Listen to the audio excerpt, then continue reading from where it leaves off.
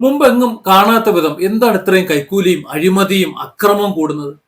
ഇപ്പൊ കഴിഞ്ഞ ദിവസം ഒരു കേസും ഒരു വഴക്കുമില്ലാത്ത ഒരു ഒരു ഗൃഹനാഥനെ വീട്ടിൽ കയറി കുട്ടികളും ഭാര്യയും മക്കളും എല്ലാം ഉള്ള അതിന്റെ ഇടയിൽ നിന്ന് അർദ്ധരാത്രി 2 മണിക്കോ 3 മണിക്കോ വന്ന് പിടിച്ചോണ്ട് പോകുന്നു. പിടിച്ചോണ്ട് പോയി പോലീസ് സ്റ്റേഷൻ നിർത്തി ആകെ ജഗപ്പോക 12 മണി 1 മണി സമയത്ത് പിടിച്ചോണ്ട് പോകുമ്പോൾ ഭീഷണിപ്പെടുത്തി എന്തൊക്കെ സംഭവിച്ചു? വലിയ അതിക്രമമാണ് നടന്നത്. ആ വീഡിയോ ഞാൻ വേറെ ചെയ്യുന്നതുകൊണ്ട് ഞാൻ അതിനെക്കുറിച്ച് ഇത്രേ പറയുന്നുള്ളൂ. പക്ഷെ ഇന്നത്തെ ഒരു വാർത്ത ഞാനത് സ്ക്രീൻഷോട്ട് കാണിച്ചു തരാം, നോക്കി നിങ്ങൾ. വിജിലൻസ് നൈറ്റ് പട്രോളിങ്ങിനിടെ കൈക്കൂലി, പണം സീറ്റിനിടയിൽ ഒളിപ്പിച്ച നിലയിൽ ഓപ്പറേഷൻ മിഡ് നൈറ്റിൽ കുടുങ്ങിയത് SI ഉൾപ്പെടെ. ആ മെയിൻ വാർത്തയാണ്. ആ വാർത്തയുടെ സൈഡിൽ കിടക്കുന്ന നോക്കൂ ബന്ധപ്പെട്ട മറ്റു വാർത്തകൾ. എറണാകുളത്ത് മദ്യം കൈക്കൂലിയായി വാങ്ങിയ 3 എക്സൈസ് ഉദ്യോഗസ്ഥർക്ക് സസ്പെൻഷൻ. പിന്നെ കടയ്ക്ക് ലൈസൻസ് നൽകുന്നതിന് കൈക്കൂലി വാങ്ങിയ കൊച്ചി കോർപ്പറേഷനിലെ ജൂനിയർ ഹെൽത്ത് ഇൻസ്പെക്ടർ പിടിയിൽ. അതിന് തൊട്ടു താഴെ വസ്തു തരം മാറ്റുന്നതിന് 5000 രൂപ കൈക്കൂലി വാങ്ങിയ വില്ലേജ് ഓഫീസർ പിടിയിൽ. പിന്നെ മറ്റൊരു കേസിൽ ഭൂമി തരം മാറ്റുന്നതിന് കൈക്കൂലി വാങ്ങുന്നതിനിടെ വില്ലേജ് ഓഫീസർ പിടിയിൽ. ഇങ്ങനെ നിരവധി വാർത്തകളാണ് ഒരു പേപ്പർ എടുത്ത് നോക്കിക്കഴിഞ്ഞാൽ കാണാൻ കഴിയുന്നത്. എന്താണ് നമ്മുടെ ഈ സർക്കാരും ഇവിടുത്തെ വിഭാഗങ്ങളും എന്താ ചെയ്തുകൊണ്ടിരിക്കുന്നത്? ഇവർക്ക് ആർക്ക് ശമ്പളം കൊടുക്കുന്നില്ല? എന്തിനാണ് ഈ കൈക്കൂലിക്കാരെ ഇങ്ങനെ വെച്ചുകൊണ്ടിരിക്കുന്നത്? ഇവരെ കാരണം സത്യത്തില് നമ്മളെ പോലെ സാധാരണക്കാർ അവർക്കൊരു കട തുടങ്ങാൻ പറ്റുന്നില്ല, ഒരു കാര്യം ചെയ്യാൻ പറ്റുന്നില്ല. കൈക്കൂലി കൈക്കൂലി കൈക്കൂലി കൈക്കൂലി, മുഴുവൻ കൈക്കൂലിയാണ്. കൈക്കൂലി കോഴയുമില്ലാതെ ഒന്നും നടക്കാൻ പറ്റില്ല. എത്ര ആൾക്കാരാണ് ആത്മഹത്യ ചെയ്യുന്നത്? ഇപ്പോ വയനാട്ടിൽ കോടീശ്വരന്മാരടക്കം ആത്മഹത്യ ചെയ്യുന്നു. വലിയൊരു ഒരു ഒരു ഒരു ബിൽഡിംഗ് ഉണ്ടാക്കിയിട്ടെന്ന് അതിന് നമ്പർ കിട്ടാതെ അത് മുന്നോട്ട് പോകാൻ കഴിയാതെ അവസാനം ആത്മഹത്യ ജോലിയെ നമുക്കറിയാം. അങ്ങനെ എത്ര പേർ ആത്മഹത്യ ചെയ്യുന്നു.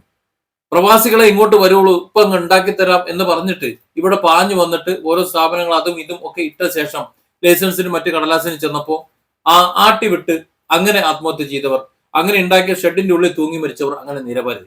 അങ്ങനെ കൈക്കൂലി വാങ്ങി ഈ ഉദ്യോഗസ്ഥന്മാരെ എന്തിനാണ് വെച്ചുകൊണ്ടിരിക്കുന്നത്? ലക്ഷങ്ങൾ സാലറി വാങ്ങുന്നുണ്ട്, അല്ലെങ്കിൽ അതിനോളം സാലറി കിട്ടുന്നുണ്ട്. ഇവരുടെ ഇടയിൽ നക്കാപ്പിച്ച കൊണ്ട് ജീവിച്ചു പോകേണ്ട കുറെ സാധുക്കളുണ്ട്. അവരുടെ എന്തെങ്കിലും ഒരു കാര്യത്തിന് വേണ്ടി സർക്കാർ ഓഫീസിലേക്ക് ചെന്ന് കയറുമ്പോൾ ഇങ്ങനെ കൈക്കൂലി വാങ്ങുന്നവർ വീണ്ടും എങ്ങനെയാണ് ആ കസേരയിൽ ഇരിക്കുന്നത്? ഏത് വിജിലൻസോ എന്തോ ആയിക്കോട്ടെ, വിജിലൻസ് അന്വേഷിക്കുന്നുണ്ടാവാം, പിടിക്കുന്നുണ്ടാവാം, എല്ലാം ചെയ്യുന്നുണ്ടാകാം. പക്ഷെ ഇവരൊക്കെ വീണ്ടും ആ കസേരയിൽ എങ്ങനെ ഇരിക്കുന്നു? എന്തുകൊണ്ടാണ് ഈ സർക്കാരിന് കർശനമായ നടപടിയെടുക്കാൻ പറ്റാത്തത്? എന്തിനാണ് ഇങ്ങനെ ഈ പോലീസിനെ കയറൂരി വിട്ടേക്കുന്നത്?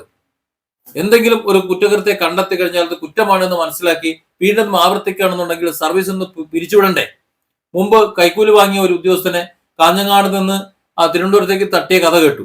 അതിനു മുമ്പ് അദ്ദേഹം മറ്റു പലയിടങ്ങളിലും കൈക്കൂലി വാങ്ങിയിട്ടുണ്ട്. അതായത് വെള്ളം മുക്കിയിട്ട് ചുമന്ന കളർ വന്നിട്ടുണ്ട്, വിജിലൻസ് പിടിച്ചിട്ട്. എന്നിട്ടും പിന്നെ എങ്ങനെയാണ് ആ സർവീസിൽ അവർ തുടരുന്നത്? എന്തിനാണ് അവർ വെച്ചുകൊണ്ടിരിക്കുന്നത്? എന്താണ് ഈ മന്ത്രിമാരുടെ പണി? ഈ ഇവിടുത്തെ ഒരു മുഖ്യമന്ത്രി പിണറായി വിജയൻ ഇരട്ടച്ചങ്ങനൊക്കെ ഇവിടെ ഉണ്ടല്ലോ. എന്താ അവർ നോക്കിക്കൊണ്ടിരിക്കുന്നത്? എന്തിനാ അവരെ ഭരണത്തിൽ കയറ്റി വെച്ചേക്കണേ? ഈ ഭരണം എങ്ങോട്ടാണ് പോണത്? ജനങ്ങളുടെ കാര്യങ്ങൾ, പാവങ്ങളുടെ കാര്യങ്ങൾ ചെയ്തു കൊടുക്കാൻ വേണ്ടി ചുമതലപ്പെടുത്തിയിട്ടുള്ള ഒരു വിഭാഗം ഇങ്ങനെയാണ് പെരുമാറുന്നുണ്ടെങ്കിൽ എന്തായിരിക്കും അവസ്ഥ? ജീവിക്കേണ്ടവർക്ക് ഒരു പേജിൽ ഇത്രയും വാർത്തകളാണ് കാണുന്നത്, ഒരു പേജ്.